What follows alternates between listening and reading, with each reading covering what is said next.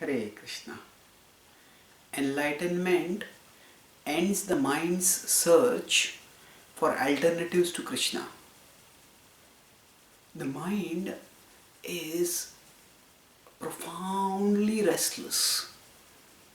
It just doesn't stay fixed on any one thing. It just keeps moving from this object to that object to that object to that object. And Arjuna, he expresses the apprehension about this restless nature of the mind.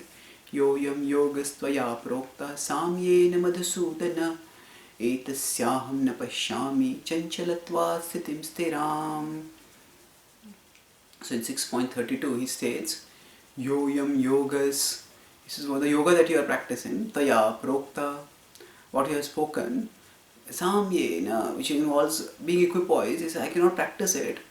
Etasyaham na pashyami, I do not see how it's practical because chanchalatva sthitim stiram, that the mind is restless, astiram, its position is of not staying in any position. The mind just keeps moving from here to there to there to there. Just like children are restless, the word chanchala is often used in connection with children. Just as children are restless, the mind too is restless. Chanchala. So now, what is the solution for dealing with such restlessness? So when Krishna talks about Ashtanga Yoga, this is the verse with which Arjuna responds, saying that, oh, I cannot deal with this mind. Arjuna says, I cannot control it. Now, at that point, Krishna tells Arjuna that just keep practicing. Yes, it's difficult to control the mind, but keep practicing. Asamshayam mahabaho manodurnigraham chalam abhyasena tu kaunteya vairagena cha gruhyate. So, 2 verses later in 6.35, Krishna tells Arjuna, practice. It's difficult, but it's possible. And then which is the recommended method for this? He talks about it 2 chapters later.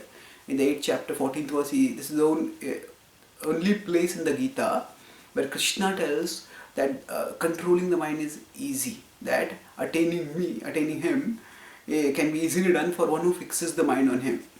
So he says that Tasyaham sulabha partha nityayuktasya yoginaha ananyacheta satatam yo mam smarti nityashaha tasyaham sulabha partha nityayuktasya yoginaha. So ananyacheta satatam.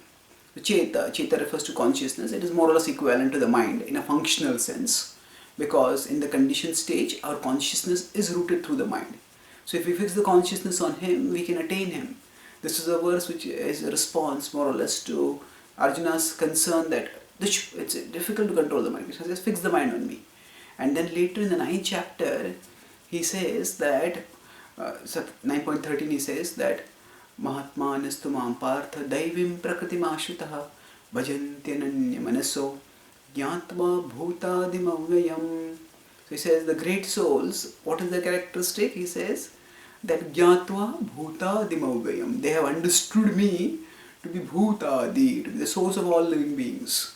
And sometimes you may say that there is a grandfather who is the source of a patriarch, who is the source of a whole large joint family, and you see that person will become old and the influence is weakened. No. Bhutadim avyayam.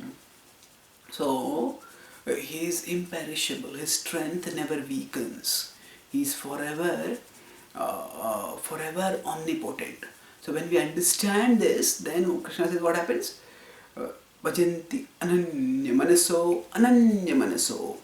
That the mind doesn't go anywhere else. The mind recognizes that Krishna is the best for me. Ananya manaso. That all that I am searching for, all that I will find in Krishna. I do not need anything else to be happy. Krishna is the highest, purest, fullest embodiment and fulfillment of my heart's longing for love. That he is what I have been searching for. So the mind actually keeps searching for what will make me happy, what will make me happy, what will make me happy. And even when the mind comes to Krishna, because of its default restlessness, the mind doesn't stay at Krishna. It experiences Krishna a little bit, and then when it experiences happiness, oh, this is good. But then inevitably the mode set in, and then the mind starts thinking, yeah, this is not all that great, let me just look for something else.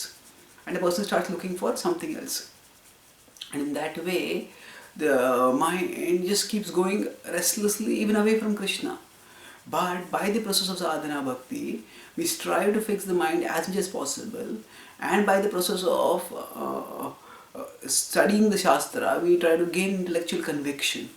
And by this, when we come to the state of enlightenment, enlightenment doesn't have to necessarily mean that we get some supernatural vision. If we just get this conviction that there's nothing better than Krishna. There's nothing other than Krishna that I should be looking for. Ananya manaso. When we understand the mind, no alternatives to Krishna. Just stay fixed in Krishna. Once we understand this, then this is the state of enlightenment, and this will lead swiftly to upliftment and liberation from material existence.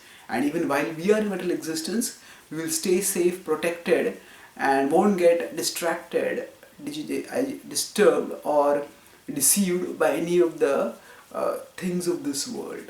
Thank you. Hare Krishna.